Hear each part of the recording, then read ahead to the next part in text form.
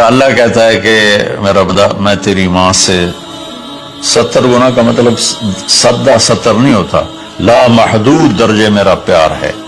پھر تسلی نہیں ہوتی، اللہ تو قرآن تو بھیج رہا ہے، پتہ نہیں ہم عمل کر سکیں گے کہ نہیں کر سکیں گے۔ تو پھر اللہ کہتا ہے الرحمن الرحیم، کیوں ڈر گئے ہو؟ کیوں قرآن کے مطابق دکان نہیں چلاتے، زندگی نہیں گزارتے، جاب نہیں کرتے، زراعت نہیں کرتے، تجارت نہیں کرتے، شادی نہیں کرتے، ساری چیزوں کو بنا لیں تو کیوں ڈرتے ہو؟ رب العالمین پہلی گارنٹی، الرحمن الرحیم پہلے بسم اللہ سے، پھر دوسری گارنٹی اللہ کہ میں اللہ ہوں، نفع نقصان کا مالک ہوں، پھر رب العالمین تم پر مہربان ہوں، تمہارا پالنے والا ہوں، پھر الرحمن الرحیم کی دوبارہ تکرار ہے۔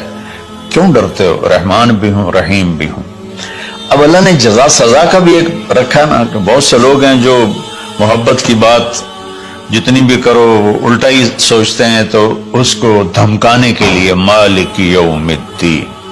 پھر یہ بھی یاد رکھنا کہ میرے لیے میرے پاس جزا سزا کا بھی نظام ہے۔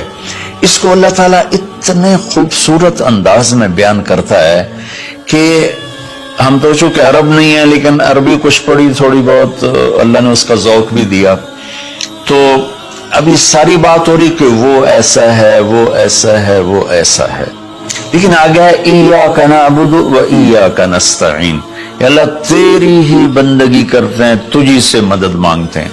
تو ایک دم جیسے اللہ سامنے آ گیا ہو، الحمدللہ رب العالمین الرحمن الرحیم، ان الفاظ نے اس طرح کر دیا جیسے اللہ میرے سامنے آ گیا ہے، جیسے کأنک تراہ، جیسے اللہ میرے سامنے آ گیا تو میں کہتا ہوں ایاک نعبد، یا اللہ میں تو تیری ہی بندگی کرتا ہوں، و ایاک نستعین، یا اللہ میں صرف تجھے پکارتا ہوں مدد کے لیے، میں کسی اور کو نہیں پکارتا۔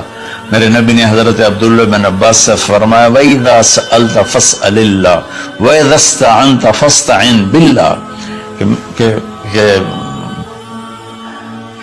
اے بچے، اے میرے یا غلام، اے میرے پیارے چچا زاد بھائی، تو ایسا جب تجھے پکارنا ہو تو اللہ کو پکارنا، مدد کے لیے صرف اللہ ہے جو آتا ہے، اللہ کے سوا کوئی مدد نہیں کر سکتا۔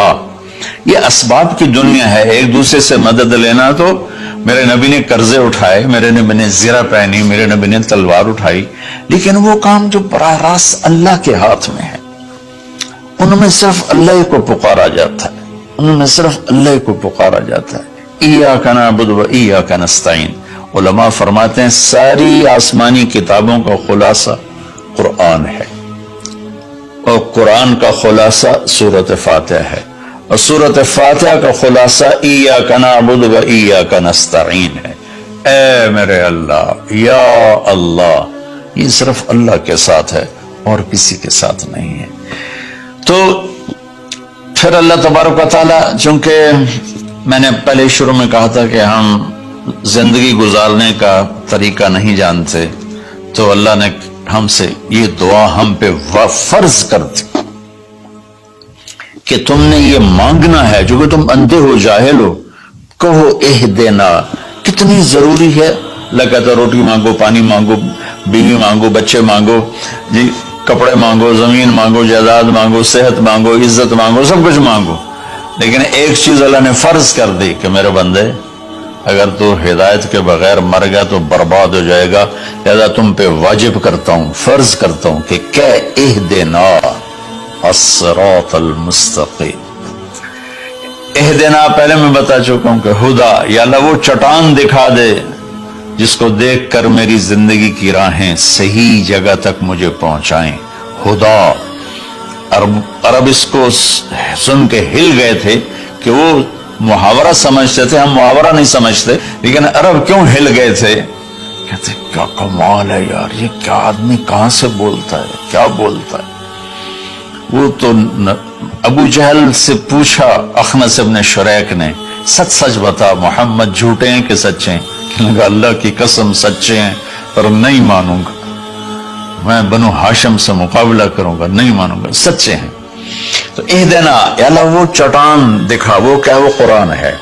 جس کو دیکھ کر میں تجھ تک پہنچ جاؤں. صراط سیدھے راستے کو کہتے ہیں. صراط جس پر کسی قسم کا کوئی کھڈا نہ ہو، جیسے موٹر وے.